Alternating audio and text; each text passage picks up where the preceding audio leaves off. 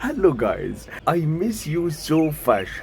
انتوا وحشتوني قوي. بقالي فترة مش اعمل فيديوز عشان كان مش معايا فلوس عشان بقى كنت مفلس، عشان انا كان عندي عيد ميلاد ومحدش قبر اللي حلفوني.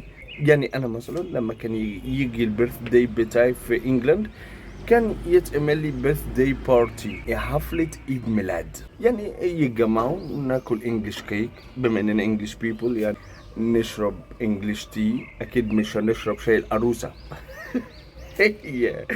ونحتفل مع بعض ويبقى يوم جميل عليا. انا هنا في ايجيبت 1800 بوست على الفيسبوك، مفيش ولا مكالمة يا ناس يا مقفنة. ما تعملش كده. مش هتكلم على هدية. هدية ايه ده؟ مفيش مكالمة. ليه كده يا ايجيبت؟ وبقيت كده يوم عيد الميلاد الاقي واحد بعت لي تورته على الفيسبوك. يا سيدي جريت ريقي. يا سيدي ما تعملش معايا كده، يا تجيبها في الحقيقة يا ما يشوفش وش امك على الفيسبوك. جايب لي تورته 7 ادوار؟ ده محالف، ده 7 ادوار، ده انت الحي هيقبض عليك النهارده. ما عشان ببلاش، مش دافع حاجه فتجيب ادوار براحتك. ولا تبقى تلاقي واحد كاتب لك اتش بي دي. اتش بي دي؟ انت بتتنك عليا في يوم عيد ميلادي؟ انت مستخسر تكتبها كلها هابي بيرث داي؟ يعني كده الواحد في انجلاند نبدا عيد الميلاد، ابدا سنه جديده بهديه لكن ابدا سنه جديده بهبد؟ نو، انا مش عاوز هبد. ده اكيد الفراعنه ما كانوش كده، المصريين كنا ما كانوش كده. اكيد كان مثلا يخش عليك يجيب لك تابوت، مثلا يجيب لك هرم، يبقى داخل عليك بهرم في عيد ميلادك، يجيب لك مسله وهو داخل عليك. لا، وبعد كل ده تلاقي واحد في الشله بتاعتك انت اصلا لما بتخرجوا ما بتكلمهوش، تلاقي خطيبته داخله تقول لك معلش اعمل له فيديو. انا لو عملت له فيديو عشان عيد ميلاده هشتمه بالام، عشان انا محدش بيعمل معايا كده. ولا تلاقي واحد جاي يقول لي معلش يا كابتن جاك اعمل فيديو لبنت خالتي اقول لها كل سنه وانت طيب. انا ما اعرفش بنت خاله امك عشان اقول لها كل سنه وانت طيب. اخش في المطلق كده اقول لها السلام عليكم كل سنه وانت طيبه؟ انه ما تعملش كده.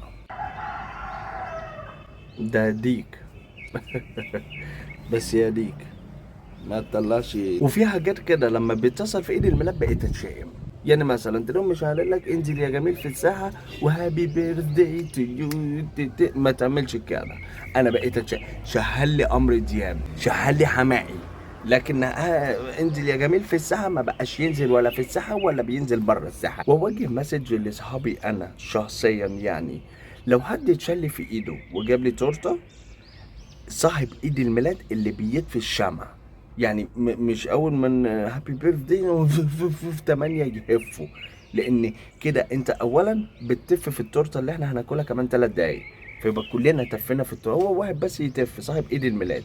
ثانيا ده مش يوم امك، ده يومي انا. يعني انا اللي المفروض اتمنى امنيه، اطفي الشمع، يعني يبقى في حاله كده من السسبنس. لكن انت تيجي تبوظ وتتف في التورته؟ انه ما تعملش كده. واصحاب الروشين برضو اللي بدل ما يحطوا شمعة بيحطوا لي سجارة. انتوا جايين له واحد مدمن؟ يعني انا راجل مدمن؟ يعني مثلا اقول ايه لابويا وامي في البيت؟ اصحابي شايفيني مدمن؟ طب هات سجارة الام، هات سيجارة مرلبور، لكن تجيب سيجارة كيلوباترو؟ نو. يبقى خليك كويس. بعد كده تلاقي واحد يقول لك ايه، انا حبيت اكون اهل واحد يقول لك كل سنة وانت طيب. انت كنت ناسي، انت كنت ناسي ما تشتهنيش.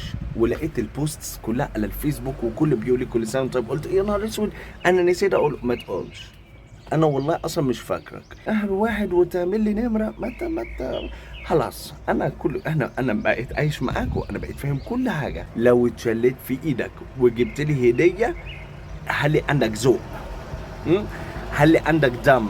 لانك انت لما تيجي لي عيد ميلاد وجايب لي طقم كوبايات، نو، هو مش ايد الام. احترم نفسك.